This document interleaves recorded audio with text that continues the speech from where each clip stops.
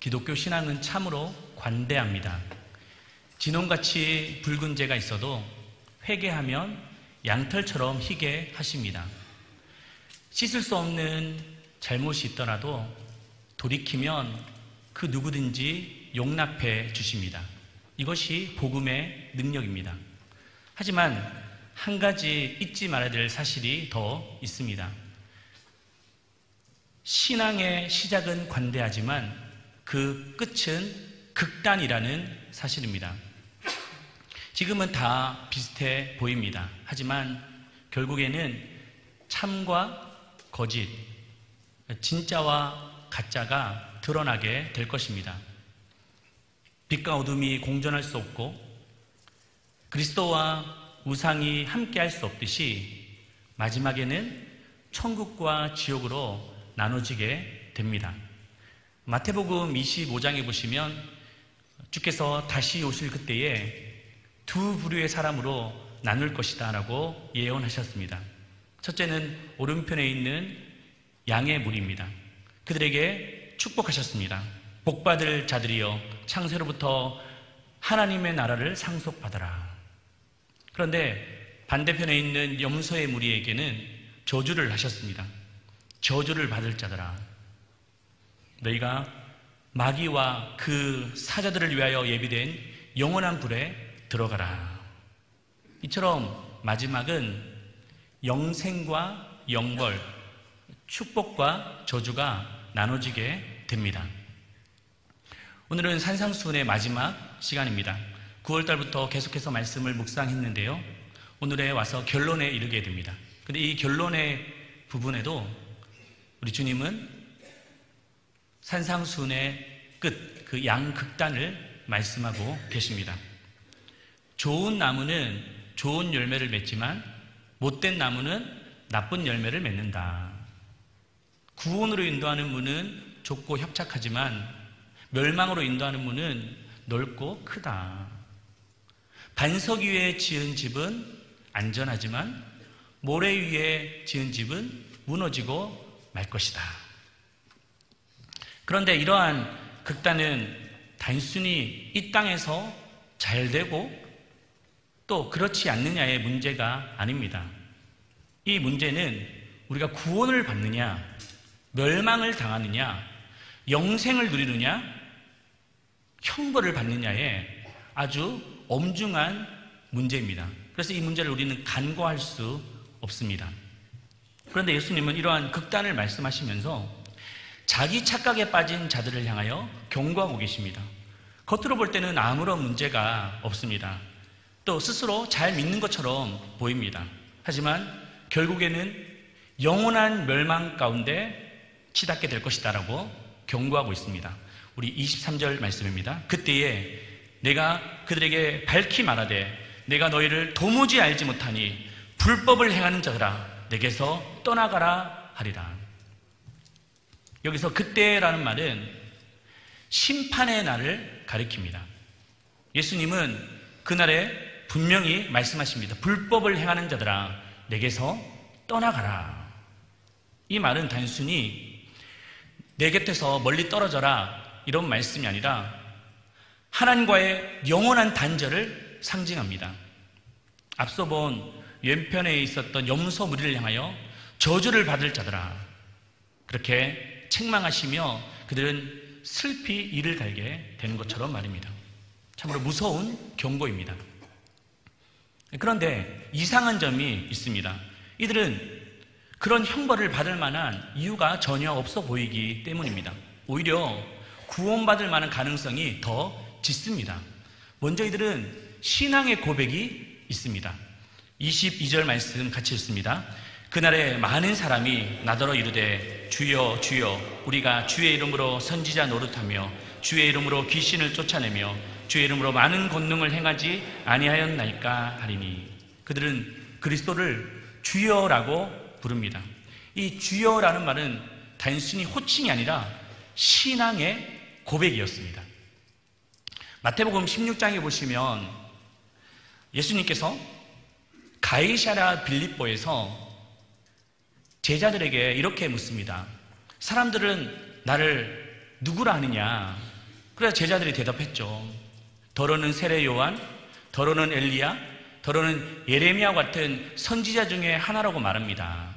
예수님은 다시 묻습니다. 그렇다면 너희들은 나를 누구로 하느냐? 근데 여기서 중요한 것은 이 질문을 했던 장소였습니다. 어디였죠? 가이사랴 빌립보라는 곳이었습니다. 이 가이사랴라는 말은 로마 단어인데 이 음류를 읽다 보면 시저 영어로 그렇게 나타나게 되는 것이죠. 다시 말해서 이 가이사랴라는 곳은 시저가 로마 황제가 세웠던 전략적인 도시였습니다. 그곳에서는 우상이 곳곳에 세워져 있습니다. 그 황제를 잘 섬기면 특혜, 그렇지 않으면 박해가 있는 곳이었습니다. 그래서 그곳의 주인은 바로 시저 황제였습니다. 그런데 그곳에서 베드로는 이런 고백을 하죠. 주는 그리스도시요 살아계신 하나님의 아들이니이다.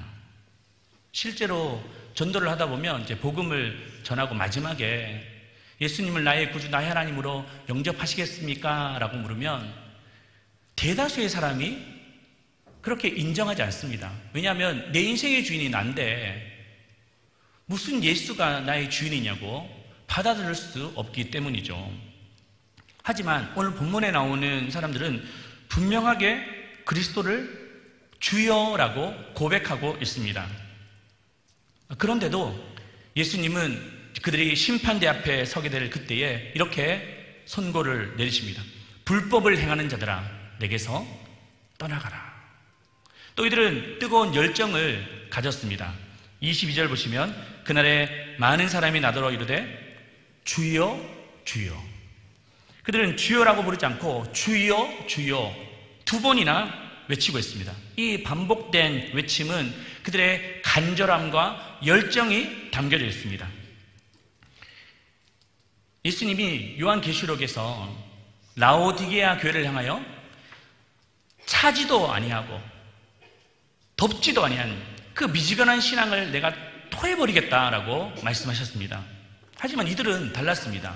말씀을 배우는데도 열정을 가지고 있었고 교회를 섬기는 일에도 열정을 가지고 있었습니다. 사람들은 참 저분 같은 그 신앙 대단해, 본받아야 돼 라고 칭찬도 받았던 사람입니다. 하지만 그 또한 주님이 이렇게 말씀하십니다. 내가 너희를 도무지 알지 못하겠노라. 내게서 떠나가라. 또 그들은 뛰어난 업적을 가지고 있습니다. 22절 후반절을 보시면 주의 이름으로 선지자 노릇하며 주의 이름으로 귀신을 쫓아내며 주의 이름으로 많은 권능을 행하지 아니하였나이까. 주의 이름으로 선지자 노릇했다라는 말은 이 강단에서 하나님의 말씀을 선포했던 사역자일 가능성이 높습니다. 귀신을 쫓아내고 또 권능을 행했다라는 말은 강력한 영적인 영향력을 가지고 있었던 사람이었습니다. 특별히 여기서 권능이라는 말은 그 헬라어로 디나미스라는 말인데 다이나마이트, 그 영어의 어근이 되기도 합니다. 그만큼 그들의 사역에는 폭발적인 힘이 있었다라는 증거입니다. 실제로 오늘날 이런 권능을 가진 사람들이 있습니다. 그분들이 사역자든 평신도든 이들이 말씀을 선포하기만 하면 수많은 사람들이 회개하고 주님께 돌아옵니다. 또 이들이 손을 얹고 기도하면 병이 치료되고 귀신이 떠나가는 역사가 일어납니다. 제가 청년 사역을 할 때에 한 자매 청년이 있었는데 허구한 날 아버지에게 맺맞는 아이였습니다. 또 아버지는 집안에서 맨날 구판을 벌렸어요. 그러니 이 아이가 정상적일 수 있겠습니까?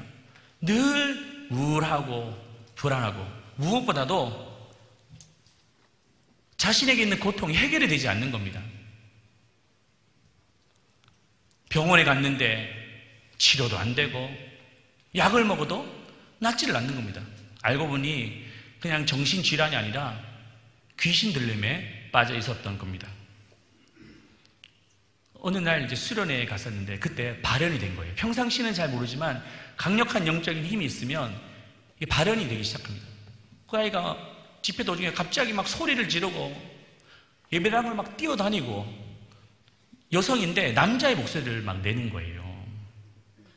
그러니 사역자들이 붙어가지고 기도해주고 중보해주고 예수 이름으로 귀신도 쫓고 밤새 영적 전쟁을 벌였습니다. 그렇게 한참을 기도하고 새벽 4시가 됐을 쯤에 입에 거품을 물고 이제 귀신이 떠나가기 시작했습니다. 그때 느꼈습니다. 그러한 권능은 마치 다이너마이트처럼 강력하구나. 그러나 오늘 본문에서 예수님은 이런 자들을 향하여서도 이렇게 경고하십니다. 불법을 행하는 자들아, 내게서 떠나가라. 그렇다면 우리는 과연 이 무리 가운데 포함되지 않는다라는 보장이 있을까요? 우리는 하루에 몇 번이나 주여 주여라고 외칩니다. 물건을 하나 이렇게 떨어뜨렸는데 간신히 다치지 않았어요. 그러면 순간 뭐라고 말합니까? 아이고 주여. 차가 이렇게 내 앞에 쏜살같이 막 지나갑니다. 아이고 아버지. 이렇게 반사적으로 나오게 되죠. 전도를 하는데 어느 한 청년이 자신은 하나님을 믿는데요. 집에서 막 기도도 하고 아버지 아버지 주여라고 부르기도 한답니다. 근데 교회는 안 나오는 거예요. 자기 신앙에 문제가 없다고 생각하는 거죠. 바쁘면 예배도 안 드리고 피곤하면 그냥 자고. 또 열정은 어떻습니까? 둘째 가라면 서럽습니다. 열심히 특심입니다. 새벽부터 나오셔서 교회에 헌신하고 수고하십니다. 또 사람들이 얼마나 칭찬을 많이 하는지 몰라요. 심지어 내 생업보다 교회 일을 더 우선시할 때도 있었습니다. 또 오랫동안 신앙생활을 하면서 내가 쌓았던 업적들이 얼마나 많은지 몰라요. 그러나 심판대 앞에 섰는데 우리 주님이 내가 너희를 도무지 알지 못하겠노라. 불법을 행하는 자들아 내게서 떠나가라 라고 우리를 버리신다면 우리는 어떻게 하시겠습니까? 그런데 더 무서운 것은 이것도 충격적이지만 버림받은 사람들의 숫자입니다. 22절 보시면 그날에 어떤 사람이요? 많은 사람이. 이것은 단지 소수의 이야기가 아닙니다. 많은 사람들이 그렇게 될 것이다라고 경고하셨습니다. 근데 이 경고는 예수님 즉흥적으로 하셨던 말씀이 아니에요. 그 앞절에 보면 이미 예고하셨습니다. 13절, 14절 말씀 같이 읽습니다. 좁은 문으로 들어가라.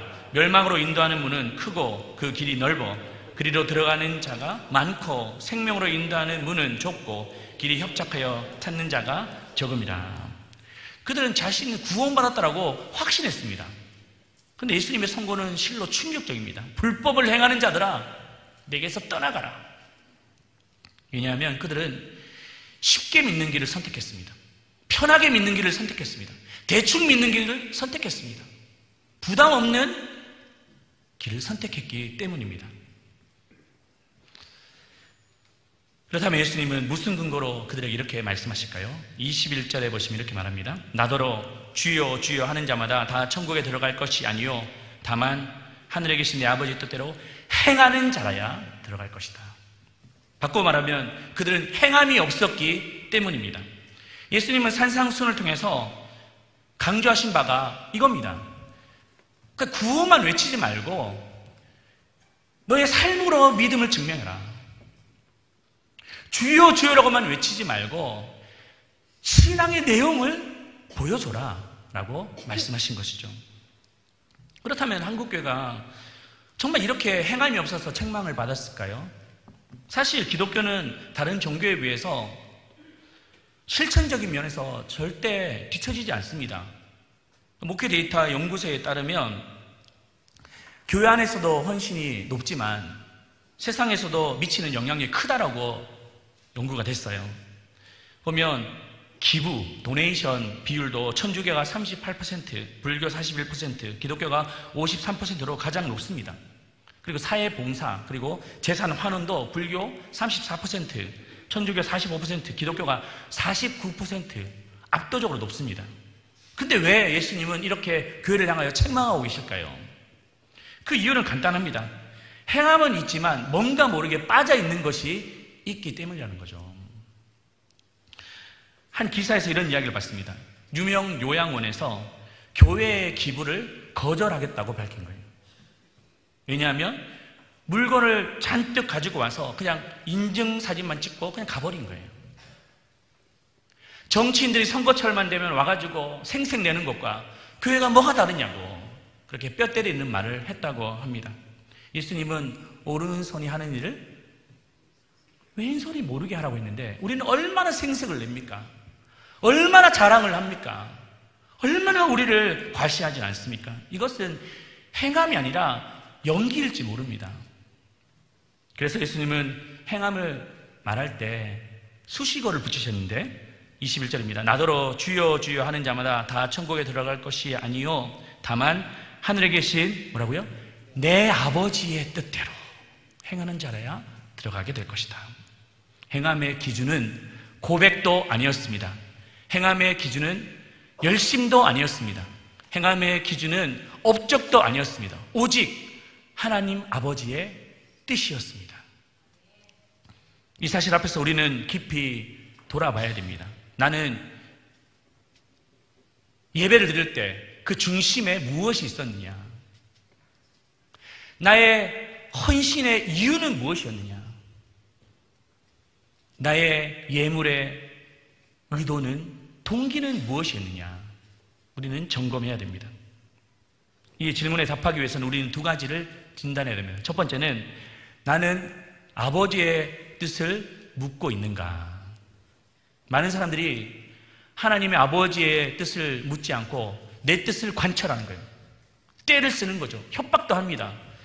이 기도 안 들어주시면 내가 가만히 있지 않겠다고, 교회 떠나겠다고 그렇게 말을 합니다. 경건의 출발은 내 뜻을 고집하는 것이 아니라 하나님의 뜻을 먼저 묻는 것입니다. 두 번째는 하나님 아버지의 뜻을 위해서 나는 무엇을 포기했느냐입니다. 많은 사람들이 하나님 아버지의 뜻을 압니다. 그런데 내 욕심은 내려놓지 않습니다. 내 고집 꺾지 않습니다. 그러나 기억하십시오. 하나님의 뜻은 반드시 대가가 따릅니다. 주님은 우리에게 넓은 길을 가라고 말씀하지 않으셨습니다. 좁은 길을 가라고 말씀하십니다. 화려한 영광을 바라보지 말고 때로는 초라하지만 힘겹지만 진리의 길이라면 십자가의 길을 가라고 주님이 말씀하십니다. 그렇다면 하늘에 계신 아버지의 뜻은 도대체 무엇일까요? 그런데 바로 이 말씀 직후에 나오는 구절을 보면 알 수 있어요. 주님은 구체적으로 말씀해 주셨습니다. 24절, 25절 말씀 같이 읽습니다.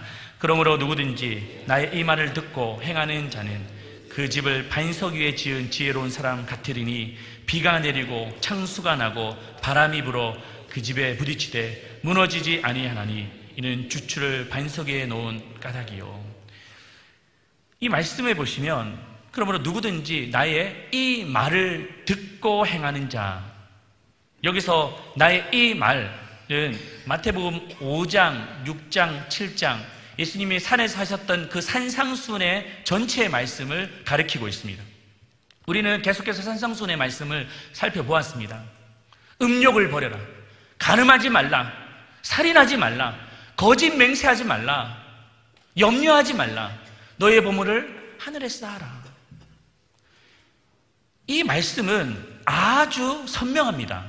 그리고 구체적입니다. 실체성이 있습니다. 하늘 아버지의 뜻이란 아주 복잡하고 무슨 말인지 모르는 게 아니에요. 이 설교라는 것은 하나님의 말씀이 아주 선명합니다. 무슨 말인지도 나도 모르고 성도들도 모를 수 없다는 거예요. 아주 구체적입니다. 그리고 아주 실체성이 있습니다. 그래서 우리는 그 말씀을 듣고 따라갈 수 있는 거예요. 어떤 이들은 말합니다. 그냥 말씀을 듣는 것으로만 그치는 거예요. 나 말씀 난 들었어. 예배 드렸어. 물론 귀한 일이죠. 하지만 생각해 보십시오. 우리가 말씀이 뭐 좋고 나쁘다, 뭐 깊다 얕다 판단만 하지 정말 그 말씀 앞에 내가 하나라도 순종해 보셨습니다. 우리가 많은 말씀을 들었지만 그 말씀의 하나를 지키기 위해서, 또 하나를 지키기 위해서 몸부림쳤다면 우리는 지금처럼 살지 않을 거예요. 아무리 지식이 많으면 뭐합니까? 신앙의 연수가 있으면 뭐합니까? 직분을 받았으면 뭐합니까? 또 우리가 사람들에게 주목받으면 무엇입니까? 이 말씀이 옳다는 것은 우리의 삶의 내용을 통해서 증명돼야 됩니다. 우리의 말을 통하여, 우리 표정을 통하여, 우리 섬김을 통하여, 우리 가정에서, 우리 삶의 자리에서 저 사람의 신앙이 맞구나, 삶의 내용을 통하여 증명돼야 되는 것이죠. 그것이 바로 살아있는 믿음입니다. 죽은 믿음이 아닙니다. 근데 여기서 이러한 질문이 생기죠. 행함이 있는 믿음, 우리가 계속 강조하는데 이것은 마치 행위 구원이 되는 것이 아니냐, 우리가 뭔가를 일을 하고 업적을 쌓고 이런 것을 잘 지킬 때 구원을 받는 거 아니냐라고 생각할 수 있습니다. 그러나 이 말씀은 그런 말씀이 아니에요.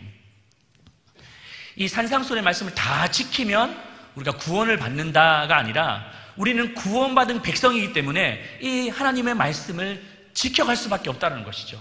여러분, 콩 심은데 뭐가 납니까? 콩이 나는 거예요. 팥 심으면 뭐가 납니까? 팥이 나는 거예요. 콩을 심는데 갑자기 팥이 납니까? 팥을 심었는데 콩이 날 수 없다라는 말이죠. 우리의 신앙이 뿌리가 건강하면, 내 씨앗이 건강하면 건강의 열매가 맺힐 수밖에 없다라는 사실입니다. 그 내용을 오늘 성경은 말씀하고 있는 거예요. 우리가 믿는 이 복음이 진짜입니까? 그렇다면 이 진짜의 삶을 우리는 살아낸다는 것이죠. 여러분, 삶의 내용으로 우리의 신앙이 옳음을 증명하시기를 축복합니다. 우리의 삶의 열매를 통하여 우리의 신앙을 증명하시기를 축복합니다. 이제는 우리 바뀌어야 돼요. 복음이라면 바뀔 수밖에 없습니다. 우리의 행동과 삶이 달라질 수밖에 없는, 이 과거의 옛 습관을 따라 이제는 살 수 없다는 말입니다. 이제는 그리스도 예수 안에서 새로운 피조물이 되었습니다. 자꾸 과거의 것을 생각하지 말고 거기에 기웃거리지 마십시오. 이제는 새 사람이 되어 새로운 피조물이 되어 열매 맺는 삶을 살아야 될 줄로 믿습니다. 제가 요즘에 TV에서 종종 보는 프로가 있습니다. 제가 TV를 진짜 잘 안 보는데 요즘에 빠졌습니다. 어떤 프로냐면 부부가 나와서 이제 갈등이 있는데, 그래서 모의 재판도 열어주고, 또 함께 보셨나요? 저랑? 네. 모의 재판도 열어주고 또 상담도 해주고 그 상처가 뭔지를 좀 꺼내주기도 하고, 그래서 서로를 도와주는 프로그램입니다.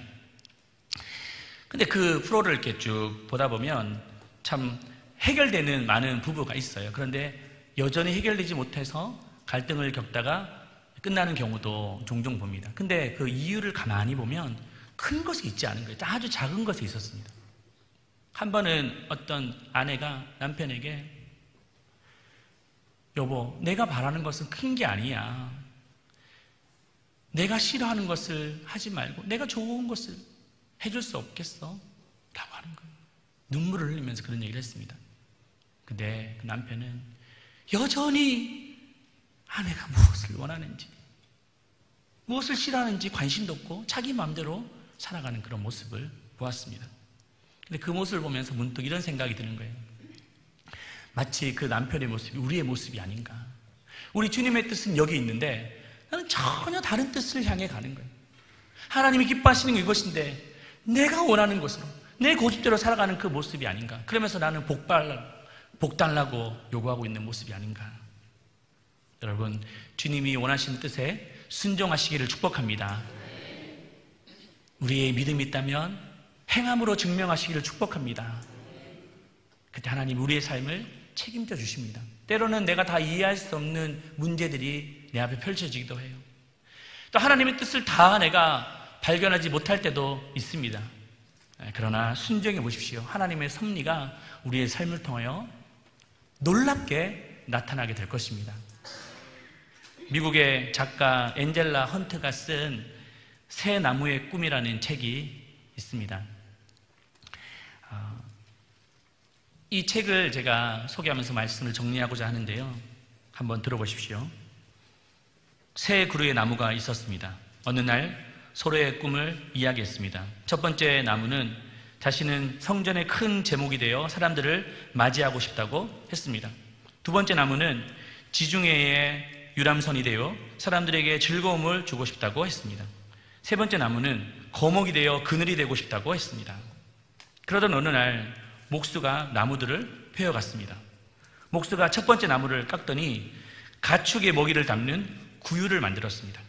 두 번째 나무는 작은 고깃배로 만들고, 세 번째는 잘라 골고다 언덕에 나무 기둥을 만들었습니다. 그들은 자신의 꿈이 산산조각 났다고 생각했습니다. 하지만 하나님은 그들의 생각보다 더 놀라운 계획이 있었습니다. 첫 번째 나무는 예수님이 태어나신 말구유가 되었습니다. 두 번째 나무는 예수님이 그곳에서 서서 외쳐 복음을 전하신 베드로 배가 되었고, 세 번째는 인류를 구원하시는 십자가 기둥이 되었습니다. 비록 그들의 꿈은 이루어지지 않았지만 하나님은 그들의 꿈을 뛰어넘는 더 귀한 영광의 도구로 사용하신 것입니다. 내 뜻이 아니라 하나님의 뜻을 따라 순종해 보십시오. 하나님이 절대 우리의 인생을 그냥 내버려 두지 않으실 것입니다. 하나님이 우리를 깎으시고 연단하셔서 하나님의 영광의 도구로 사용하실 것을 믿습니다. 예수님이 산상수훈을 마치시면서 이제 사람들의 반응을 소개하시면서 이 말씀을 정리하셨어요. 오늘 읽진 않았지만 그 산상수훈 끝에 그 사람들의 반응입니다. 마태복음 7장 28절 29절 같이 읽습니다. 예수께서 이 말씀을 마치심에 무리들이 그의 가르치심에 놀라니 이는 그 가르치시는 것이 권위 있는 자와 같고 그들의 서기관들과 같지 아니함이더라. 그 당시에 많은 종교 지도자가 있었지만 그들의 말에는 권위가 없었어요. 그 말을 선포했지만 다 사람들은 소음으로 여겼습니다. 왜냐하면 그들은 그렇게 말했던 것대로 살지 않았기 때문입니다. 그러나 예수님은 왜 그 말에 권위가 있었습니까? 물론 신적인 권위가 있긴 하지만 그가 했던 말대로 그냥 살아갔기 때문입니다. 그 말씀에 권위가 있었던 것은 그 말대로 행했기 때문에 그의 삶에 권위가 있었던 것이죠. 그래서 사람들이 다 하나님의 영광을 보게 되었습니다. 우리도 이 말씀을 따라 순종하고 행함으로 하나님이 받으시는 영광스러운 도구가 되고 또 많은 사람들에게도 하나님을 증거하는 거룩한 통로가 되시기를 주님의 이름으로 축원합니다.